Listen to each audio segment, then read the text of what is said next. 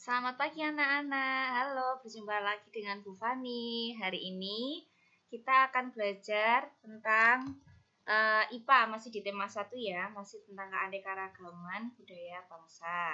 Oke, nanti kita akan belajar tentang bunyi. Kalian pasti tahu kan bunyi itu apa sih? Berasal dari mana? Sifatnya itu seperti apa? Pasti kalian juga sudah pernah belajar atau ada yang belum belajar, nanti kita belajar bareng-bareng gitu. Untuk ketentuan tugasnya seperti biasa ya anak-anak, nanti Bu Fani akan mengingatkan lewat grup, nanti seperti apa, terus nanti difoto tugasnya dikirimkan ke WA Bu Fani begitu. Nah, Bu Fani akan menampilkan PowerPoint, materi dan tugas yang akan diberikan oleh Ibu.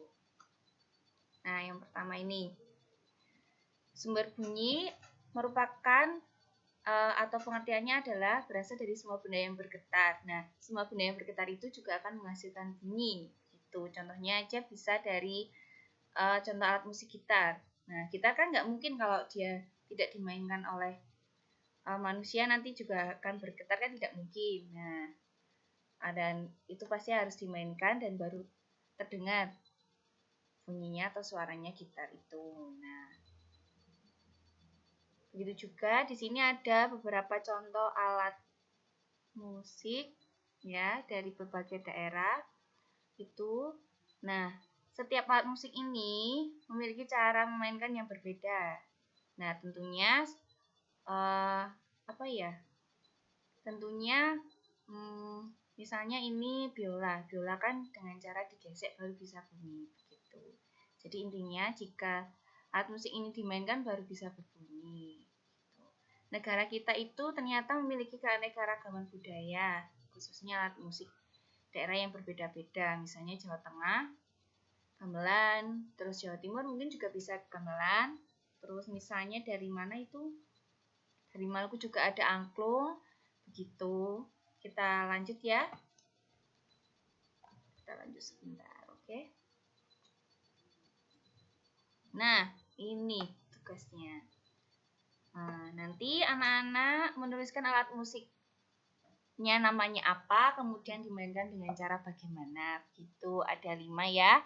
Dicari 5 alat musik apa saja dan dimainkan dengan cara seperti apa. Nah, dari antara anak-anak ibu yang kelas 4A ini, siapa yang bisa bermain alat musik? Ayo. Pasti ada yang bisa, atau bahkan semuanya bisa. Wah, luar biasa itu. Nah, alat musiknya apa yang kalau ada yang bisa bermain alat musik nanti bisa ditulis setelah nomor 5 itu dikasih keterangan. Misalnya Angel bisa bermain alat musik gitar gitu. Ya, kita lanjut. Nah, nanti kita akan belajar tentang sifat bunyi. Ternyata bunyi itu merambat melalui udara, zat padat, dan air. Nah, kita bisa mengetahui sifat bunyi itu karena kita mendengar. Ya kan? Kita mendengar melalui indera pendengar atau telinga. Kita mendengar misalnya bunyi apa ya misalnya ya? Rebana. Rebana itu berbunyi ketika memang ada yang apa ya namanya? Bukan memukul sih, mengeplak atau gimana itu. Nah, itu baru kita bisa mendengar. Kemudian nah, itu bisa contoh bunyi merambat melalui zat padat. Itu misalnya juga melalui dinding, melalui buku, atau melalui gua. Itu juga termasuk pada zat padat. Kemudian nomor 2, coba buktikan bunyi yang kita dengar lewat zat padat dan air. Karena lewat udara, bunyi sudah biasa kita dengar. Alat udara itu seperti kita ketika mengobrol dengan teman. Kita mendengar suara teman, teman juga mendengar suara kita. Nah, nomor 3 ini, tugasnya contoh perambatan bunyi melalui zat padat.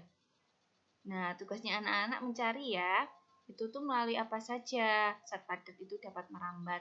Cukup 3 saja. Kemudian yang keempat, juga contoh perambatan bunyi lewat air. Nah, itu melalui apa saja?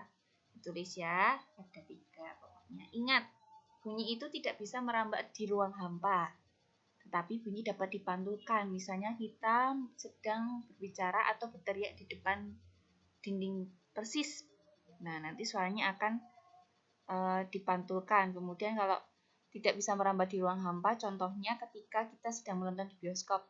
Nah, nanti orang-orang yang ada di luar bioskop memang tidak bisa mendengar karena memang di ruang udara itu sudah dirancang sedemikian rupa supaya tidak bisa keluar begitu. Nah, info penting tentang bunyi nih.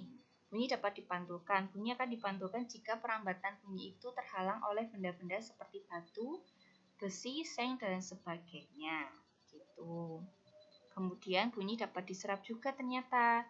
Nah, oleh benda-benda seperti karpet, karet, busa, kapas, dan sebagainya. Nah, bunyi yang dapat diserap tadi juga bisa dicontohkan melalui yang bioskop tadi. Nah, itu suara di dalam ruangan itu diserap oleh bahan-bahan yang melapisi dinding di dalam ruangan tersebut. Biasanya terbuat dari karpet maupun busa. Begitu. Nah, terima kasih atas perhatiannya anak-anak. Nah, selamat belajar dan selamat mengerjakan tugas. Nah, ingat, kita patut bangga dengan keragaman alat musik di Indonesia. Jangan dilupakan, terutama alat musik tradisional yang dari Jawa Timur. Begitu anak-anak.